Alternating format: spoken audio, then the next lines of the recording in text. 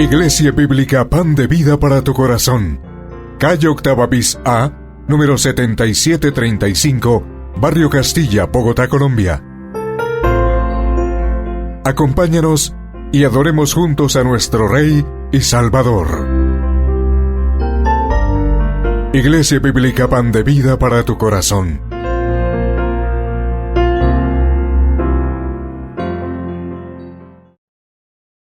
Las Escrituras. Y vamos entonces a continuar con esta serie expositiva.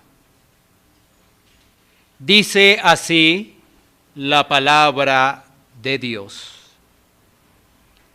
Aconteció que Pedro, visitando a todos, vino también a los santos que habitaban en Lida.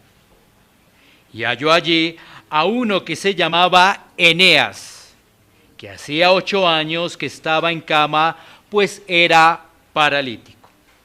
Y le dijo Pedro: Eneas, Jesucristo te sana, levántate y haz tu cama. Y enseguida se levantó.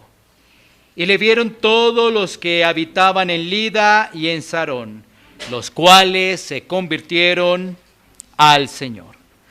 Vamos a orar por esta palabra. Vamos a pedirle a nuestro buen Dios que Él sea guiándonos. Oremos. Amado Dios, Rey eterno, te damos gracias por tu palabra, que es consejo fiel y sabio para nuestras vidas. Tu palabra es alimento para nuestras almas cansadas. Tu palabra es instrucción para nuestro andar diario, Señor. Por ello, ahora que exponemos las Escrituras, danos el entendimiento, danos la iluminación de tu Santo Espíritu para comprenderlas, atesorarlas y vivirlas. Señor, también te pido para que me permitas exponerla, reconociendo, Señor, mi debilidad y acudiendo únicamente a tu gracia para que las puedas poner. Gracias, Señor, por darnos este tiempo ahora de recibir tu palabra. Somos agradecidos, somos bendecidos con ello. Y todo esto, Señor, lo pedimos en el nombre de Cristo Jesús. Amén. ¿Podemos sentarnos?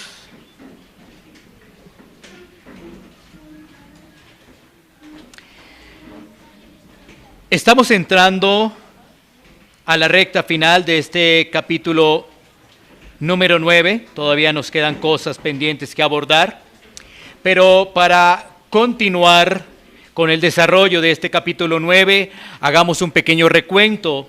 ¿Qué hemos visto en este capítulo 9? La conversión de Saulo y todo lo que le ha pasado tras vivir ahora en su nueva vida como cristiano. Eso es lo que hemos visto en el desarrollo de este capítulo 9. Pero fíjate que ahora el escritor de Hechos, que es Lucas, se traslada una vez más a otro personaje. Y en este caso vamos a estar hablando de Pedro. La última vez que se nombró a Pedro fue en Hechos capítulo 8, cuando Pedro estaba en Samaria y reprendió a un mago. Y además estaba junto a Juan, certificando lo que estaba pasando en esa región, en Samaria, de lo que había sucedido por intermedio de Felipe. Recordemos Hechos capítulo 8, estaba Felipe predicando el Evangelio y allí aparecieron Pedro y Juan certificando la obra que estaba haciendo Felipe. Pero además Pedro y Juan reprendieron a una persona que quería tener los beneficios de la iglesia. Pedro lo reprendió a este personaje, a este mago. Ahora Lucas, el escritor, vuelve con Pedro, quien será uno de los protagonistas de los próximos capítulos. Los próximos capítulos también se centrarán en Pedro. Ahora, este pasaje lo vamos a ver bajo 3 enunciados. El primero es que Pedro visita confirma y anima a los santos. Pedro visita, confirma y anima a los santos. Bueno, el título de este mensaje es Pedro y Eneas exaltan a Cristo. Pedro y Eneas exaltan a Cristo.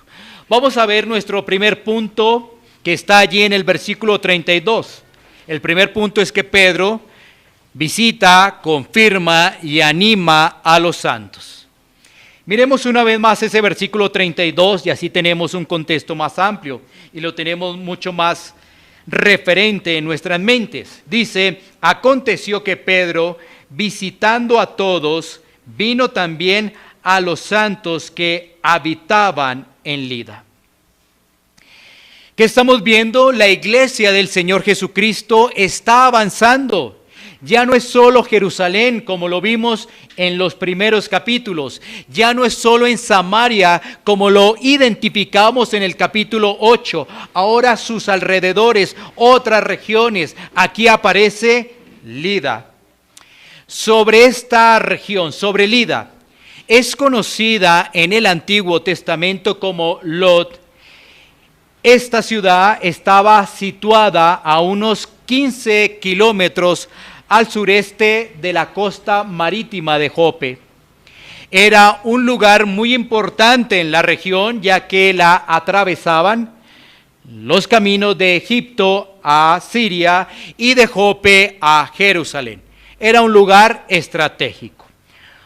Hoy en día es la ubicación del aeropuerto internacional de Israel, para hoy en día tenerlo presente.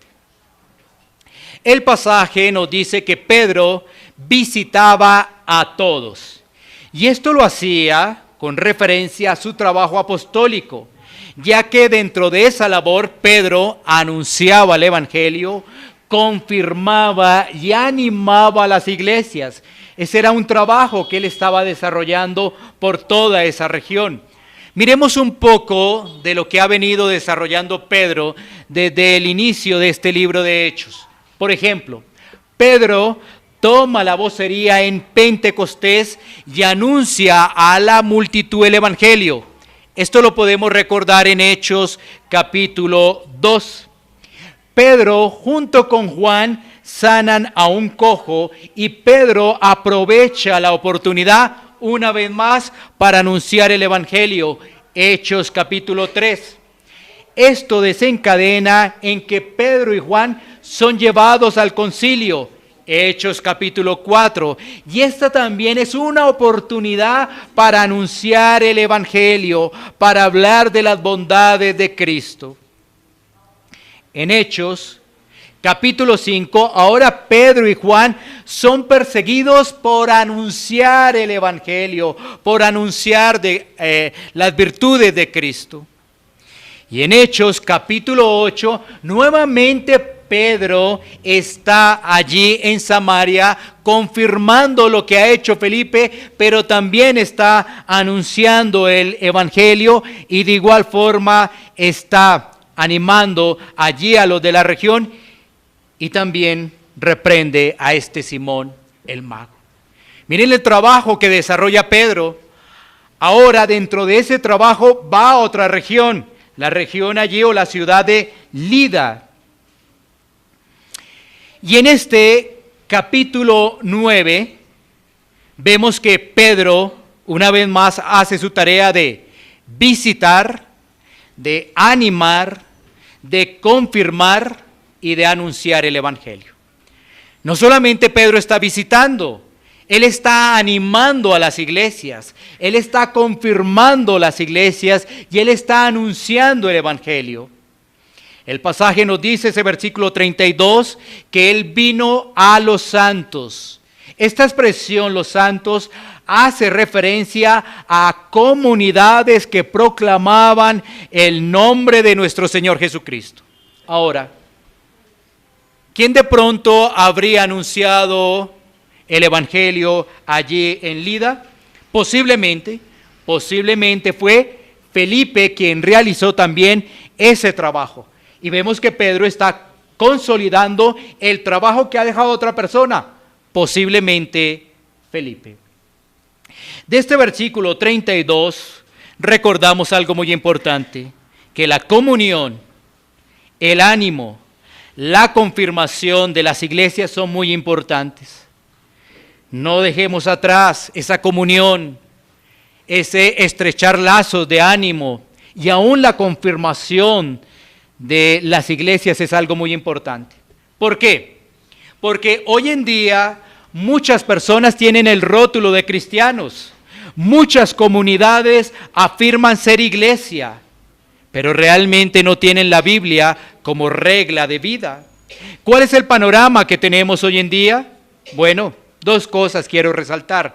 Una, un evangelio distorsionado que produce que personas aparentemente crean que son cristianas cuando realmente no lo son.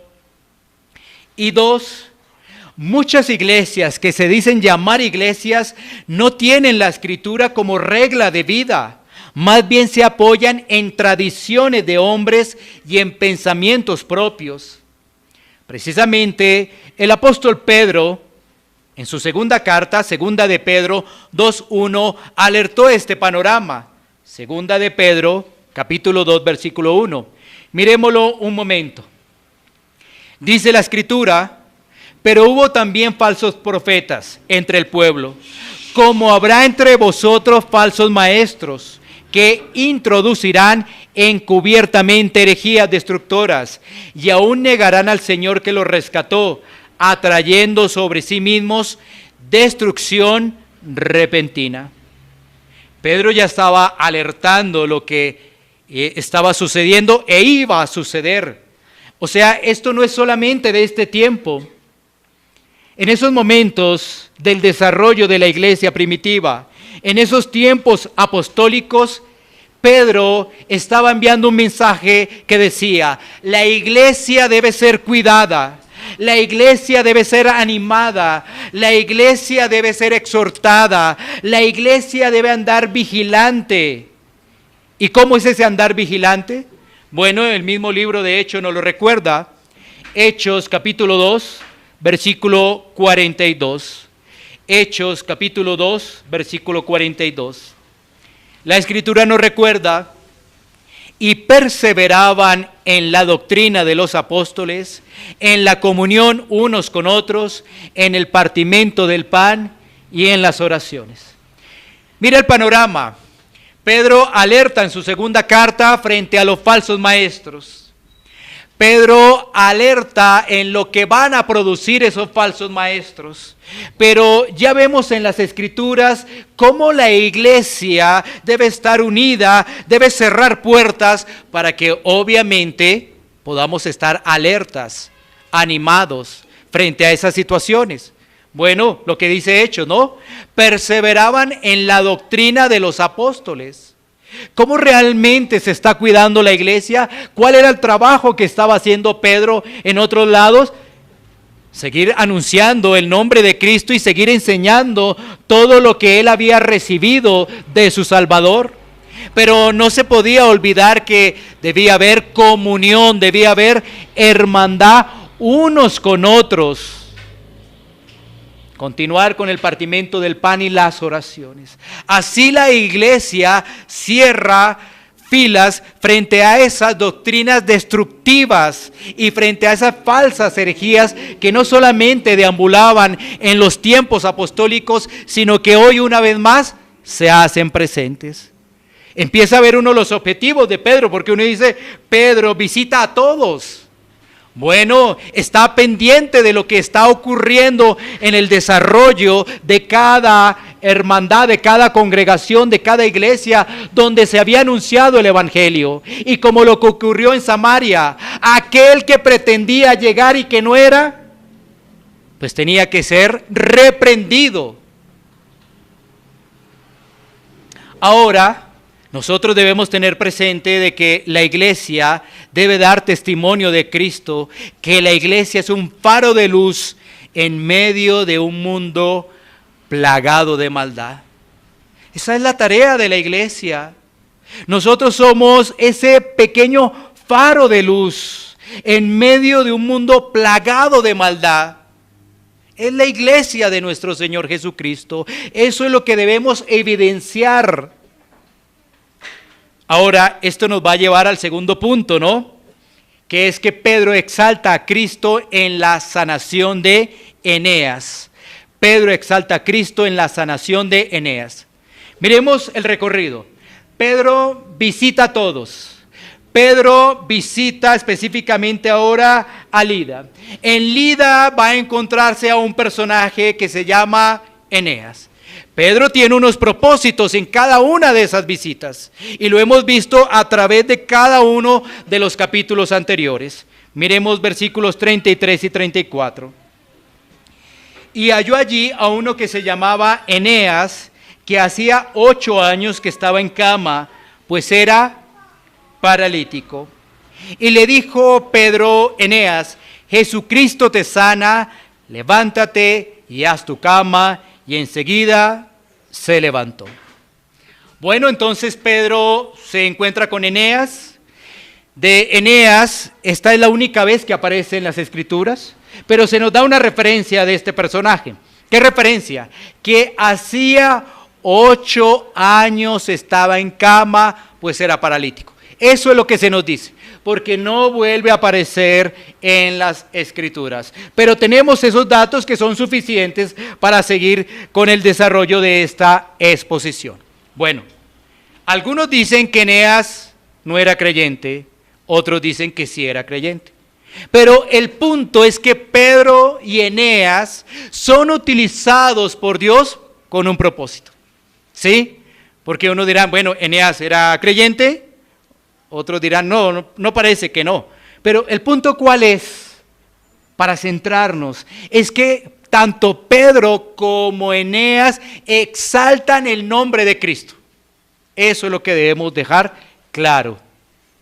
Son personajes usados por Dios para mostrar la gloria de Dios y así llevar la fe de Cristo. Y llevar, por supuesto, el Evangelio a muchas personas. Como aquí estamos viendo en estos 2 versículos un milagro, vale la pena preguntarnos cuál es el propósito de los milagros en la Biblia. Y lo decimos básicamente porque en estos tiempos también se malinterpreta. Por ejemplo, las personas vienen a una iglesia solo por un milagro. Creo que eso tú lo has escuchado. Solo por un milagro. Y no vienen por la salvación. No vienen por el nombre de Cristo. Por ejemplo, las personas solo les interesa la vida en este mundo y no les interesa el cielo.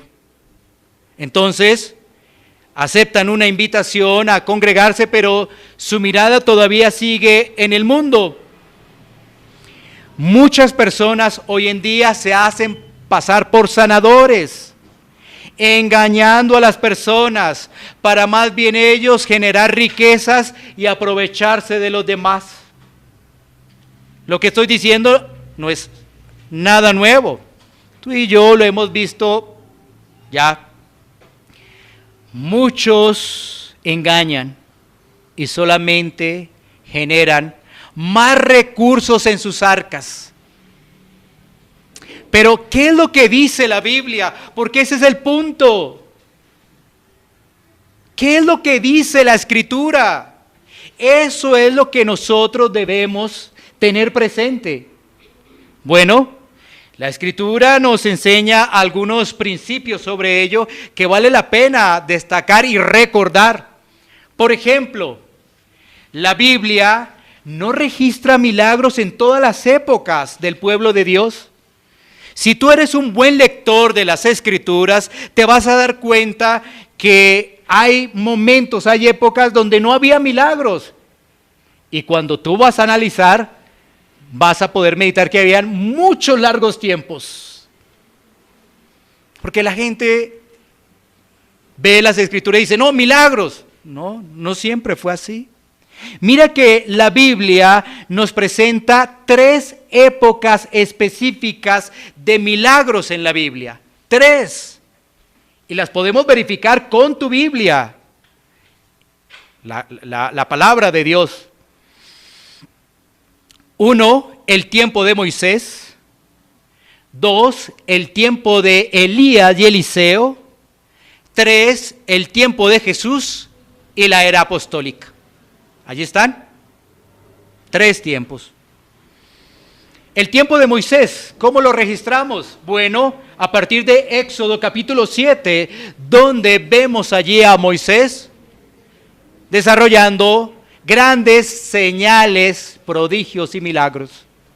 ¿Para qué? Con un objetivo. ¿Cuál era el objetivo?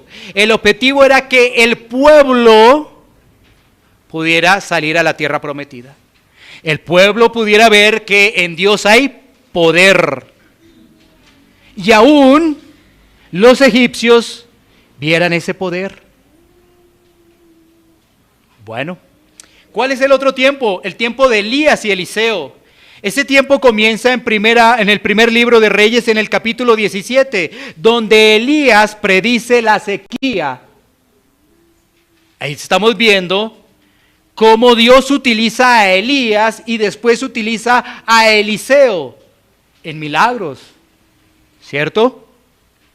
Y después nos trasladamos al Nuevo Testamento, donde vamos a ver una mayor exposición de estas señales. ¿En quién? En Jesús, en nuestro Señor Jesucristo, y lo estamos viendo ahora en Hechos, porque en Hechos vimos que Pedro y Juan sanan un cojo, y ahora en este caso está el paralítico, que es Eneas, y el personaje, ¿quién es? Pedro. Pero aquí nos va a quedar claro a quién se le está dando la gloria, por medio de quién están sanando. Eso va a quedar claro en este pasaje. Sigamos por esta línea de los milagros. Miremos un momentico Hechos 2:22. Hechos 2:22. Mira lo que dice el escritor de Hechos sobre nuestro Señor Jesucristo. Varones israelitas. Aquí está el discurso de Pedro.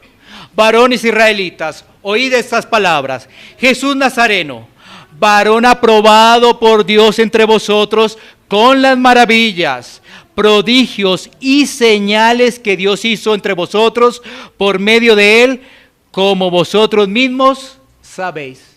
Mira, este versículo que tú ves, que tú puedes leer en tu Biblia, nos va a dar una buena información del propósito de los milagros. Ahora, tendríamos que ver muchos más versículos, pero este nos da una buena luz. ¿Cuál es el propósito de los milagros? 3 cosas podemos destacar. 1, mostrar el poder de Dios. 2, autenticar al mensajero. Y 3, enviar un mensaje. Ahora, lleva eso a la vida de Moisés, lleva eso a la vida de los profetas, lleva eso a la vida de Jesús, lleva eso a la vida de Pedro y todos los otros apóstoles, y vas a encontrar esas 3 características. Mostrar el poder de Dios, autenticar el mensajero que venía de parte de Dios, no venía por sus propias cuentas. Y enviar un mensaje. Siempre el mensaje estaba enfocado ¿a qué? Al arrepentimiento, a la alerta, al cuidado. Así que no es la excepción lo que estamos viendo acá en este pasaje de Hechos capítulo 9, versículos 32 al 35. Pero miremos también que nuestro Señor Jesucristo en su sabiduría también alertó a la gente que le seguía solamente por los milagros. Él también alertó eso. ¿Dónde lo vemos? En Juan capítulo 6, versículos 25 al 27. Muy interesante este desarrollo de Juan capítulo 6 para que lo pudieras leer completo en casa y así vas a tener un mayor panorama. Juan 6, 25, 27 dice: y hallándole al otro lado del mar le dijeron: Rabí, ¿cuándo llegaste acá? Respondió Jesús y les dijo: de cierto digo que me buscáis, no porque habéis visto las señales, sino porque comisteis el pan y os saciasteis.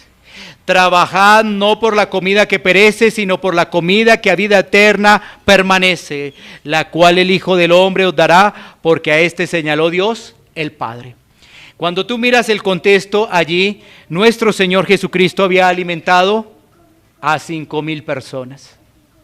¿Por qué le estaba siguiendo toda esa gente? Por la alimentación de los 5,000.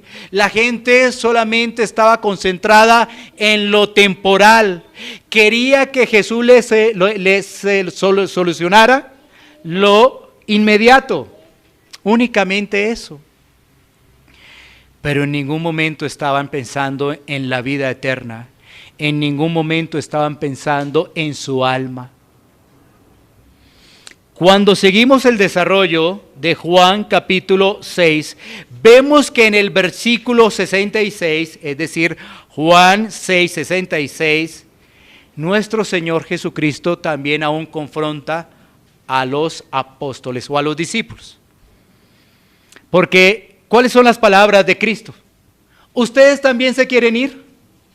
Porque es que nuestro Señor les hace un llamado de atención. Porque ven la multitud, porque el Señor les exhorta y ahora con sus discípulos les dice, ¿y ustedes también? Porque ¿qué nos dice los versículos? Que ya mucha gente no les seguía. Hasta ahí llegó. Hasta ahí llegó ese aparente amor a Cristo. Ah, ¿no me va a sanar? Ah, ¿no me va a dar el pan? Ah, no tal cosa. Ah, no, ya no me interesa este Salvador, no me interesa.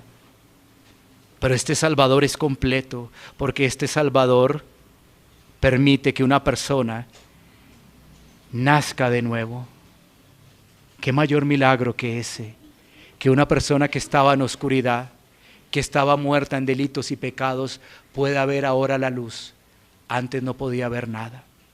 Entonces ahí vienen las palabras de nuestro Señor Jesucristo y ahí viene la respuesta una vez más de Pedro, del cual estamos hablando.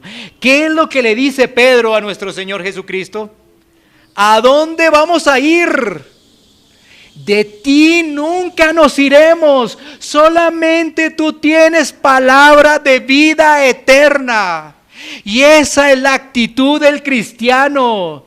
Pase lo que pase, suceda lo que suceda, siempre nuestra mirada es Cristo. No importa lo que suceda a nuestro alrededor. Esas fueron las palabras de los discípulos. La pregunta es, ¿nosotros somos discípulos? Si somos discípulos, podríamos responder de la misma manera, sin dudarlo, de convicción, de un corazón dispuesto para el Señor.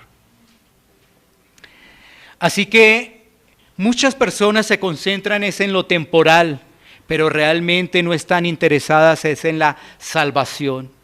Nosotros los creyentes estamos aquí por Cristo, por la salvación y porque anhelamos y deseamos vivir para Él. Eso es lo fundamental de nuestra vida. Lo otro es la añadidura. Este pasaje también nos deja claro, lo que estamos viendo, versículos 33 y 34, que quien sana no es Pedro, quien lo hace es Cristo. ¿Sí ves? Es el poder de Dios. Dios utiliza a quien Él quiere para ello. Así que estamos viendo que los milagros en la Biblia tienen un propósito. Y en este caso específico es de llevarlos a la fe en Cristo. ¿Sí? Ese es el propósito. Hay una persona paralítica que lleva 8 años y después ya la encuentran andando dentro del pueblo. Y no solamente dentro del pueblo, sino a sus alrededores. Hay un Pedro que sigue anunciando el evangelio por esa región. Hay un Eneas que ahora demuestra el poder de Dios. Imaginemos lo siguiente: un Eneas que es sanado por el nombre de Cristo y se encierra en su casa. Un Pedro que sana por el nombre de Jesucristo a Eneas y se va y sigue. Pero no, ellos hacen la tarea de animar, de confirmar, de hacer un seguimiento a ese grupo que se encontraba allí en Lida y vamos a ver también que en Sarón. Esto nos lleva al tercer punto, que es el resultado de exaltar a Cristo. ¿Cuál es el resultado de exaltar a Cristo? Bueno, lo vamos a ver en el versículo 35. ¿Cuál es ese resultado? Hemos visto entonces que Pedro es diligente, visita a todos, Pedro está haciendo su labor, en medio de esa labor se encuentra con Eneas y todo eso tiene un propósito. ¿Ganar fama, Pedro? No, exaltar el nombre del Señor. Ahora, ¿cuál es el resultado? Versículo 35 dice: y le vieron todos los que habitaban en Lida y en Sarón, los cuales se convirtieron al Señor. Miren allí, ¿qué ocurrió? Una gran cosecha. Ahora, tú que eres estudiante diligente de las Escrituras, vas a recordar lo que nos dice Juan 15, que estando en Cristo llevaréis, ¿qué? Mucho fruto, una gran cosecha. Pero aquí está una persona dependiente de Cristo. Claro, uno dirá un apóstol, pero en medio de todo esto, lo que está haciendo es testificando de quién le ha salvado. Y ahí hay una palabra muy interesante en la cual también nos vamos a enfocar. Se convirtieron al Señor. La conversión. Esa palabra, la frase se convirtieron al Señor, emplea allí un verbo en el idioma griego que es epístrefo, que quiere decir dar la vuelta, volver, haciendo referencia a la salvación, dar la vuelta, volver. Porque es que la salvación, sin duda, la conversión es realmente un cambio de mentalidad. Se trata de un cambio de dirección de vida. La conversión es un cambio de actitud, de una creencia y una conducta hacia un compromiso totalmente opuesto. Hablemos de la conversión. La conversión puede definirse como el acto de darle la espalda al pecado, en arrepentimiento y volverse a Cristo. Esto es clave. La conversión la podemos definir como el acto de darle la espalda al pecado en arrepentimiento y volverse a Cristo en fe. ¿Por qué estoy hablando de esto? Porque es que mira, los de esa región se convirtieron al Señor. No fue un arrepentimiento falso. No fue momentáneo, no fue emocional. No fue porque solamente se concentraron en el milagro. No, nada de eso. Por eso es muy importante el estudio y entender los contextos, porque uno diría, no, es que se concentraron en el milagro y gracias al milagro, no, allí hubo un cambio realmente de corazón. Entonces, teniendo esa definición, podríamos avanzar un poco más y expresar que algunos teólogos ven esta conversión como la respuesta espontánea al llamado del Evangelio, donde el pecador se arrepiente de forma sincera de sus pecados y pone su fe, su confianza en nuestro Señor Jesucristo. Para el cristiano, el conocimiento no es suficiente. Esto que estoy diciendo, tú que de pronto lo empiezas a razonar, no es suficiente. El conocimiento. ¿Y por qué? Porque la misma Biblia nos alerta que los demonios también creen y tiemblan. Se necesita realmente algo mucho más amplio. Se necesita no solamente tener una información de quién es Dios, sino realmente de que esté operando allí la verdadera fe. Miremos un momento lo que nos dice Marcos 1:15. Marcos 1:15. Dice la Escritura, diciendo, el tiempo se ha cumplido y el reino de Dios se ha acercado. Arrepentíos y creed en el Evangelio. Aquí vemos dos cosas muy importantes en este versículo. Es que la conversión es arrepentimiento y fe. Ahí lo vemos en este pasaje de Marcos. Arrepentimiento y creed, fe. Eso es la conversión. Así que no podemos desligar la conversión del arrepentimiento ni de la fe. Tienen que ir de la mano, tienen que ir unidos. Miremos un poco el arrepentimiento. Ese arrepentimiento lo podemos ver como un abandono del pecado. Abandono del pecado. Y ese arrepentimiento lo podemos ver en 4 puntos esenciales. El primero, el pecador tiene un cambio de mente acerca de Dios. El segundo, tiene un cambio de mente de sí mismo. El tercero, ahora tiene una percepción del pecado. Y el cuarto, tiene claridad sobre la justicia divina. Quiero volvértelo a repetir. Lo primero es que esa persona que va bajo ese arrepentimiento tiene un cambio de mente acerca de Dios. Ahora tiene realmente elementos conforme a las Escrituras de quién es Dios. Pero también tiene un cambio de mente de sí mismo.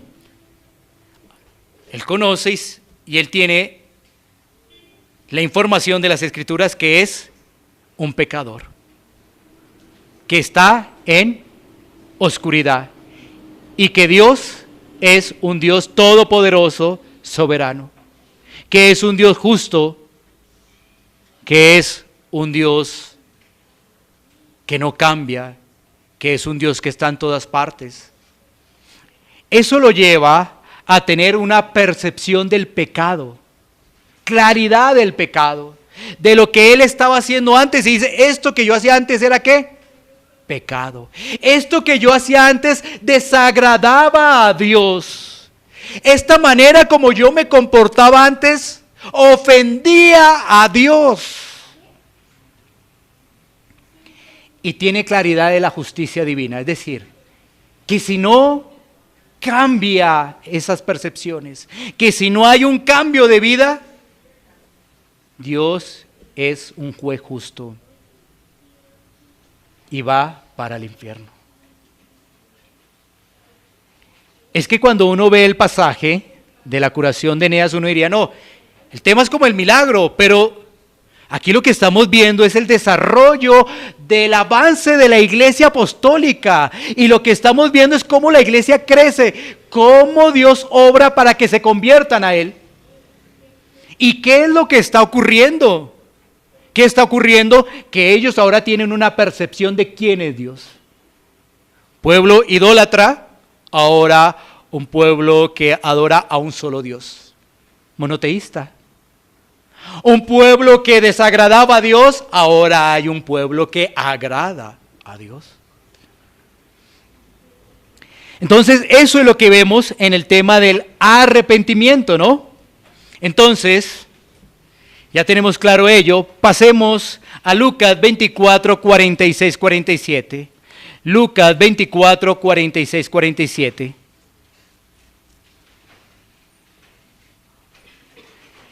Y les dijo, así está escrito, y así fue necesario que el Cristo padeciese y resucitase de los muertos al tercer día. Y que se predicase en su nombre el arrepentimiento y el perdón de pecados en todas las naciones, comenzando desde Jerusalén. Este es el mensaje que se debe compartir. Este es el mensaje que nuestros oídos deben oír, deben estar atentos. Que solamente en Cristo hay perdón de pecados. Ahora, esto nos llevaría al siguiente punto, que es la fe, porque hablamos de arrepentimiento y fe. Arrepentimiento y fe, que es conversión. Ahora la fe. La fe es una obra completa de Dios, en la cual aquella persona que es expuesta al Evangelio reconoce la profundidad de su pecado y de su maldad y tiene presente que el único que lo puede salvar es Cristo. Nadie más. Recuerda lo que dice Efesios 2:8, porque por gracia sois salvos por medio de la fe, y esto no de vosotros, pues es don de Dios. Esa fe es algo que ocurre por medio de la obra del Espíritu Santo en aquellos que han sido llamados a salvación para ver su condición y para depositar toda confianza, sin pero alguno, en Cristo. En Cristo. Solamente en el Señor. Recordar todo esto nos lleva realmente a comprender lo que nos dice ese versículo 35, volvámoslo a leer. Y le vieron todos los que habitaban en Lida y en Sarón, los cuales se convirtieron al Señor. Allí hubo arrepentimiento y allí hubo que esas personas depositaran su confianza en Cristo. Y empieza uno a analizar. Esas personas en Lida, ¿vieron a Cristo? No, no lo vieron. No lo vieron. Creyeron en Cristo. Gloria a Dios. Y eso es lo que Dios sigue haciendo hoy en día. Dios sigue salvando a aquellos que depositan su confianza en Cristo. A aquellos que se arrepienten. Dios sigue obrando. Ese es el mayor milagro. Una persona testaruda, una persona orgullosa, una persona ciega, una persona que se deleita en el mundo, a una persona completamente diferente, que ahora vive para Cristo, vive para su gloria, exalta el nombre del Señor. Miremos que Pedro fue a visitar, Pedro fue a animar, Pedro fue a confirmar, ¿y qué obtuvo? Manera de conclusión, una gran cosecha, pero para la alabanza de la gloria de Dios. Una gran cosecha, porque es interesante que dice que en Lida y en Sarón se convirtieron al Señor. No fue algo poquito, fue una gran cosecha la que ocurrió allí. Vemos la mano poderosa de Dios, vemos el mayor milagro que puede ocurrir, que un muerto espiritual pueda decir, Cristo es mi Señor, Cristo es mi Salvador. Ahora llevemos todo esto a una parte aplicativa. Y vamos a desarrollar 2 puntos en esta parte aplicativa. Todo lo que hemos escuchado, ¿qué tiene que ver con nosotros? Bueno, aplicativamente, lo primero que deseo compartirles es el tema de la unidad, porque lo que vemos es una iglesia que en medio de la persecución que se había dado en Jerusalén, mantiene su unidad, mantiene los deseos de seguir exponiendo a Cristo. Claro, vemos que en la última parte que leímos de Saulo, de todo lo que pasó, las iglesias empiezan a tener un poco de paz, pero son los momentos que el Señor pone, ¿no? Hay momentos de tranquilidad, pero hay momentos de persecución. O sea, uno dice, ahora todo va a ser persecución. No, hay momentos donde respiramos. Hay momentos de paz, sí, pero habrá momentos de persecución. O sea, es poder entender todo el mensaje de las Escrituras. Y entonces aplicativamente es cómo estamos fomentando la unidad de la iglesia. Y esto lo decimos porque todo comienza con un estudio diligente y juicioso de las Escrituras. Todo comienza realmente así. Hemos visto que lamentablemente Las personas pueden venir a una iglesia por motivaciones incorrectas. Tu matrimonio se va a arreglar. Tu vida se va a arreglar.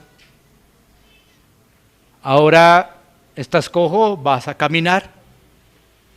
Pero nunca le hablamos del problema serio que tiene el ser humano. El problema es el pecado. Ese es el problema. Porque todo lo temporal, todo lo otro realmente se convierte en temporal. Así que todo comienza por la diligencia con las Escrituras. A partir de allí, esa unidad va avanzando con nuestro testimonio. Y eso va dando allí una linda cadena con el anuncio del Evangelio. Y eso puede ir acompañado del ánimo y la exhortación. Mira cómo realmente la unidad se hace visible. Ahora, la gente que piensa unidad, un simple compañerismo. Pero esa unidad la podemos hacer en el trabajo. Esa unidad la podemos hacer en cualquier otro lado. No, eso es mucho más. Porque es la unión con Cristo, y la unión con Cristo realmente permite que haya hambre y deseo por las Escrituras. Porque podamos vivir para Él en testimonio, y porque además podamos anunciar las virtudes de aquel que nos llamó de las tinieblas a su luz admirable. Todo cambia cuando realmente pensamos, no individualmente, sino pensamos en las Escrituras y cómo las Escrituras nos muestra que estamos unidos a Cristo y que ahora hacemos parte de un cuerpo. Todo cambia. Pero una vez más, volvamos un momento atrás, la conversión. Una genuina conversión hará que las cosas sean diferentes. Ya tuvimos a un Pedro reprendiendo a uno falso. Ahora vemos a un Pedro donde el testimonio de Cristo es exaltado y vemos es una gran cosecha. Uno falso en Hechos 8 y ahora una gran cosecha en esta parte final de Hechos 9. ¿Qué quería ese falso? Riqueza, poder, fama, individualismo. Estoy hablando de Simón, el mago, ¿recuerdan? ¿Qué quería? Eso él quería. Estar generando dividendos a costillas de los demás. Ahora, ¿qué vemos aquí? Un Pedro preocupado por las iglesias, un Pedro animando, un Pedro testificando de Cristo, un Pedro anunciando a Cristo, un Pedro sanando en el nombre de Cristo. ¿Cuál es el resultado? Una gran cosecha. Por eso decimos en esta parte aplicativa cómo estamos fomentando la unidad de la iglesia. Y esto nos llevaría a una pregunta, es si nos estamos preocupando por nuestra iglesia local. Si nos estamos preocupando por nuestra iglesia local. Y también otra pregunta sería, ¿cómo estamos exaltando el nombre de Cristo? ¿Cómo estamos exaltando el nombre de Cristo? Aunque los tiempos son diferentes, la palabra es la misma, porque la palabra de Dios permanece para siempre. Uno diría, no, eso estaban allá en Medio Oriente, tal cosa, aquí estamos en Colombia, un país suramericano, pero el Señor sigue obrando, el Señor sigue salvando a sus escogidos, a sus llamados. Y en medio de esos llamados, de sus escogidos, ahí está la unidad. Bueno, uno que no es no podrá participar realmente de la unidad porque su corazón estará desviado. Y el segundo punto aplicativo es, si nos hemos preguntado por qué venimos a la iglesia. ¿Por qué venimos a la iglesia? ¿Qué estamos esperando realmente? ¿Sí? Las mentes, cuando no tienen algo claro del Evangelio, vienen por otra cosa diferente a su salvación, a compartir en unidad y darle la gloria a Dios. Porque ¿a qué vendría uno a la iglesia realmente? A escuchar el Evangelio. a escuchar la palabra de Dios. Y a creer firmemente que esa palabra está llegando a mi vida y la puedo aplicar. Porque el que está al frente no tiene ningún poder, pero Dios sí. Dios sí. Dios sí tiene poder. Para que esa palabra sea viva y eficaz. Sí. Para que eso no quede un domingo más, un sermón más. Tan bonita esa historia de Hechos. Ah, qué historia tan bella. Pero ¿y para nosotros qué? ¿Por qué estamos viniendo a la iglesia realmente? ¿Cambiaríamos algo según la exposición de la palabra, lo que hemos escuchado? ¿De nuestra forma de venir a la iglesia? ¿Cambiarán algo o dentro de 8 días será lo mismo? Una vez más, ten presente la conversión. Porque donde hay una conversión, hay un cambio de vida. Hay un cambio de vida. Pero ¿esto a qué nos llevaría en esta parte final? Yo creo que los corazones, cuando son expuestos a la palabra, tienen 2 cosas por hacer. Una, que dentro de 8 días no pase nada y todo sigue igual. Todo seguirá igual. ¿Está fomentando la unidad de la iglesia? Sí, pero sí, de boca para afuera. Pero hay también otra cosa que nos dice la palabra. Aquella persona que ha recibido la palabra con un corazón deseoso, sincero, porque Dios ha obrado, esa palabra da fruto. Esa palabra se vuelve viva y se vuelve eficaz. Y hay cambios, hay cambios. Quizás para algunos unos cambios más evidentes, para otros no tanto, pero hay cambios. Hay cambios. Seguir igual es como ese tren que se va a descarrilar. Tarde o temprano se va a descarrilar. Recibir la palabra con el poder del Espíritu Santo es realmente una vida que va transformada para la gloria de Dios, que va en esa santificación progresiva, va y va adelante, va rumbo a la meta, a la verdadera meta, la que dice el apóstol Pablo cuando él menciona: ya estoy a punto de ser sacrificado, ya he hecho lo que tenía que hacer. ¿Qué tenemos que hacer nosotros ahora? Pedirle al Señor que tenga misericordia de nosotros, de aquellos corazones duros, que el Señor pueda obrar, pueda entender realmente lo que es la conversión, un cambio de vida completamente, cambio, porque ya identifica el pecado, ya sabe el pecado, ya sabe que esos pensamientos que le llegaron, Señor, oh Señor, ya sabe que eso que está saliendo de su boca, que ha salido de su boca, es pecado. Ya lo sabe. Y dice: uy, Señor. Ya sabe que aún sus acciones, muchas de sus acciones, participan del pecado. Y entonces, ¿qué ocurre? No he pecado contra el hombre, he pecado contra Dios. Contra Dios. ¿Y qué hace esa persona una vez más?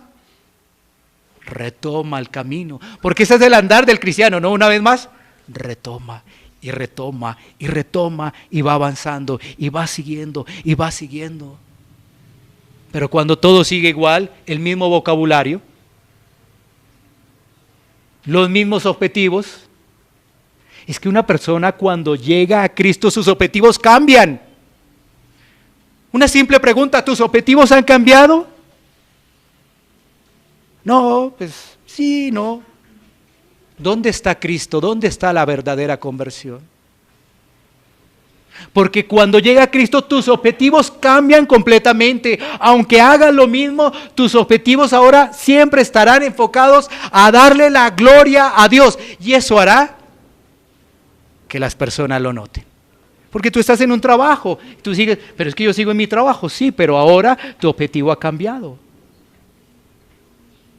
Muchos sus objetivos es trabajar para ganar plata. En Cristo eso no es así.